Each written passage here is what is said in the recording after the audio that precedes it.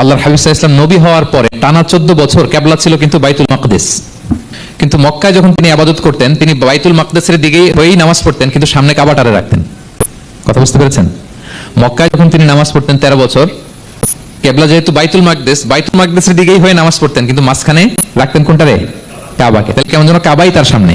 আচ্ছা, কিন্তু মদিনায় যখন গেলেন এখন তো আর সুযোগ নাই, কাবা একদিকে বাইতুল মাকদিস আরেক দিকে, এখন কাবাকে আর সামনে রাখা যাচ্ছে না, মিস করতে লাগলেন কাবাকে। আর প্রত্যেক নামাজের পরে আকাশের দিকে তাকায় থাকেন, ইস আল্লাহ যদি আয়াত নাজিল করে আমার জন্মস্থান যে মক্কা, আমার পূর্বপুরুষ ইব্রাহিম আলাইহিস সালামের যে ওই কাবার দিকে যদি কিবলাটা ঘুরাই দিত কতই না ভালো হতো।